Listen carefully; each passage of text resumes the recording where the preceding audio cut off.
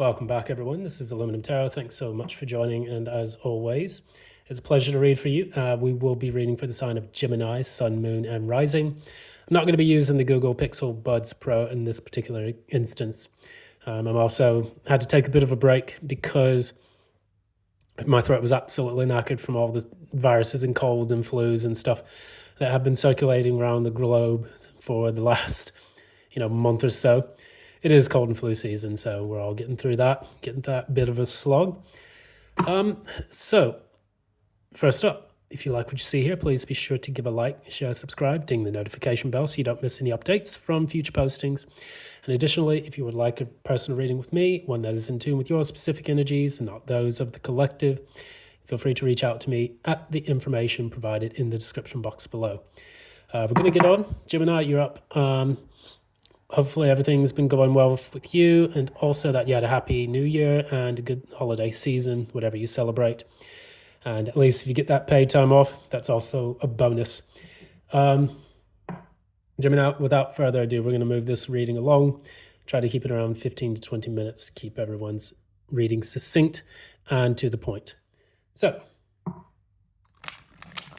Gemini, Sun, Moon, and Rising for January 2025. Yes, we have moved into a new year. I'm feeling old, you're feeling old. Let's feel old together.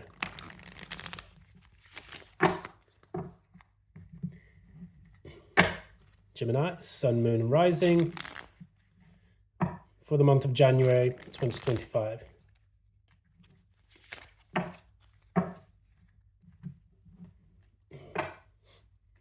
Gemini, Sun, Moon, Rising for January 2025.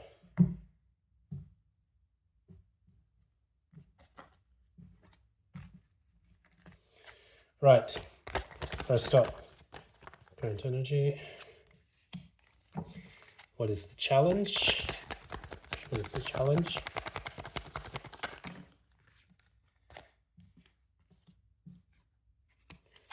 What's happened in the recent past? What's happened in the recent past for Gemini?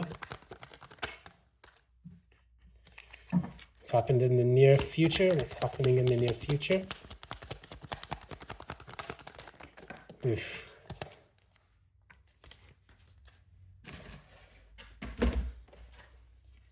All right, so that came up this way.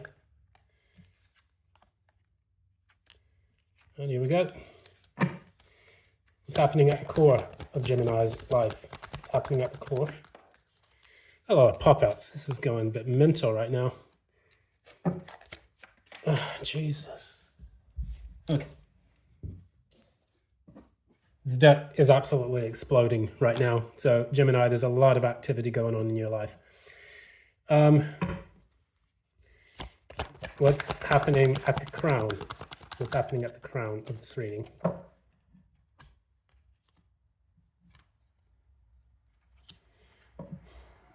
And finally, what is the penultimate outcome?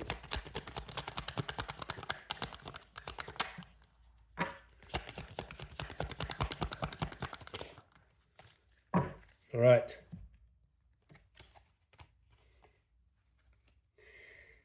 All right. Looking at these cards here, what I can definitely tell you is that there seems to be a challenge of moving away from something that's no longer worth the investment. And I see a lot of anxiety surrounding that particular thing you have to do. So what we can see here, first off, we have the Eight of Pentacles in the center in the reverse. This means that either overworking or doing something too much or not at all. And so the challenge for all of this is Seven of Pentacles and the Eight of Cups. You've got two eights here, which indicates the number of the self. And these are both in the water and earth, elements for this particular part of the deck. And they both relate to 8. So it's almost about a person who's kind of dragging themselves too far into the physical because they know that they need to leave something behind or to avoid leaving something behind. So with the Eight of Cups in the challenge, what it tells us is that the challenging bit that you have to do is to learn to walk away from something. And also at the Seven of Pentacles, which precedes the Eight of Pentacles, it talks about what have you been investing yourself in? What have you been investing in time-wise and energetically that has not been worth the wait and needs to be abandoned so that way you can move forward with your life. Looking in the past, we have the Ace of Cups in the reverse. This is clarified by Temperance. And so what you're doing, I think there was a period in your life where you had to cut off emotionally from something in order to restore balance to yourself. What was that thing you had to cut yourself off from? It's Eight of Swords. So it's mental stress. And again, we mentioned that briefly in the beginning of all of this. And so this is now being verified in the recent past. What is the mental stress related to? What is the mental stress related to? Heartbreak. So Eight of Swords and the Three of Swords equals 11 of Swords. That's a master number, but it can also be, number 11 is actually related to justice, which is in the, penultimate outcome of your reading. But additionally, it can deduce down to number 2, which is Two of Swords, not wanting to face the pain that you have had to face in the past. With this Justice card too, you do have the two swords. One is black and one is white, meaning that there is a fairness between the two opposing forces here. And those two opposing forces could be reality and your imagination. It could also be, the good and the bad that you've had to face in the past. And with that third sword in the Three of Swords, it tells us that you're getting a bit more clarity on, what it is that you need to do in order to get over that heartbreak. So 3 is a number of expansion. When you're in that Two of Swords, it can be really difficult for you to move past things in your life because you're stuck on trying to be fair and balanced or not make a decision at all. When that third sword drops in there, that's when you experience the heartbreak. It's kind of like the situation in which the universe starts to kind of like push you into doing something that you need to do because you're not making a decision. This is oftentimes for people who hold on to things too long. Maybe they've held on to a job that's outlived itself, or they've held on to a relationship which has helped, caused a bit too much suffering. And then that third sword drops, and that's the one that drops into your heart. So that said, this pain and this suffering that you've felt over a heartbreak in the recent past, you've had to regain balance and healing from that situation. You've also had to pour that energy back into yourself. With the Ace of Cups pointed towards the reader, it also insinuates that you are doing this in an internal process. So rather than it being shutting off emotion, it's like I have to pour it into my own cup and, grant that to myself and not necessarily to someone else. Temperance is all about experimenting, trial and error, but it's also about healing and regaining balance and patience with yourself as you go through this process. Because Temperance does precede, if I'm not mistaken,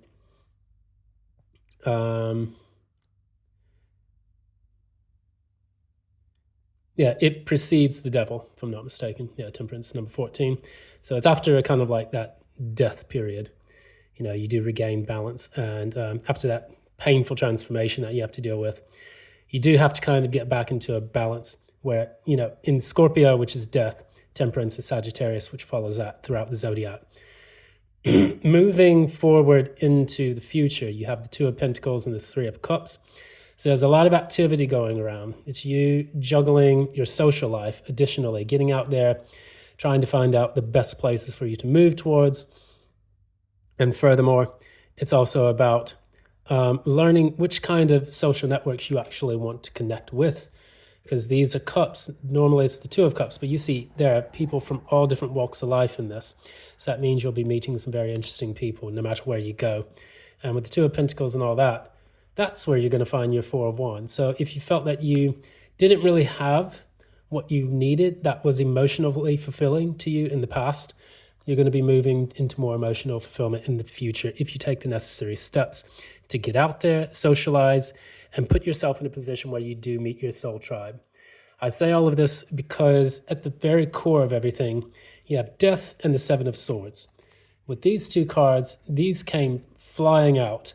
And I swear to you, I was just shuffling the cards normally, and those two really popped out. I had to chase after them. So what this tells us is that at the very core, you have been trying to escape and to avoid a painful transformation that was necessary for your soul's development. And that oftentimes involves you letting go of the old things and the old way of doing things, people, places, things, attitudes, personality traits, and routines and things of that nature. It's almost like with this transformation process, maybe you're strategizing best how to do it, but mostly I get this feeling like it's like, no way. I don't want to do it. No, you can't make me. And unfortunately, you're being forced to do that now. And that's what's creating a lot of the pain. I think a lot of the pain is actually associated more with having to change rather than the changes going on. And with that said, what we know currently about the whole entire situation is that we have a 4 of Swords and a 9 of Cups taking place here. I'll just move this up a little bit. Yeah, you have a 4 of Swords in the reverse, 9 of Cups in the reverse. With both of these cards in the reverse, the 4 of Swords normally tells us about the 3 of Swords, which we have here, but then we have that new Ace of Swords that helps us to reflect on what has taken place. So we're getting the chance to heal. It's another healing card, similar to the Temperance. And it's you recuperating, and not, I mean, normally in the upright, it's you recuperating, but in the reverse, it tells us that you're getting anxious because you're not taking the time out to parse through all of the heartbreak that you have received in the past. So you're falling back on those swords. And that can be a difficult thing. We kind of create that trauma by refusing to see what the trauma actually was in our lives that led us to this feeling of heartbreak and sadness. That's also evidenced by the 9 of Cups. The 9 of Cups in the reverse, normally in the upright, it shows that you are emotionally independent. It shows that you are also capable of filling your own cup, which is what you were trying to do in the Ace of Cups in the reverse here, or maybe just even feeling emotionally cut off. 9 of Cups in the reverse is a person who is emotionally codependent, and they need something from the external world in order to make themselves feel better. If this is you or maybe someone that you know, then this would apply to your reading. And this is just for the Gemini that I'm reading for, who needs to hear this message. So 4 of Swords in the reverse, 9 of Cups in the reverse. This talks about a person who's desperately looking for a relationship outside of themselves and who's not willing to transmute the heartbreak that they received in the past and the things that do create that sense of heartbreak. So that said, in the very end of all of this, we have the 3 of Wands in the reverse and the Justice. Clarify this. 5 of Pentacles. 5 of Pentacles, clarify it a bit more. Something's telling me to do this.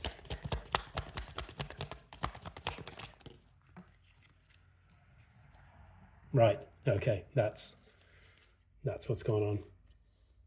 New start for everything, Page of Wands.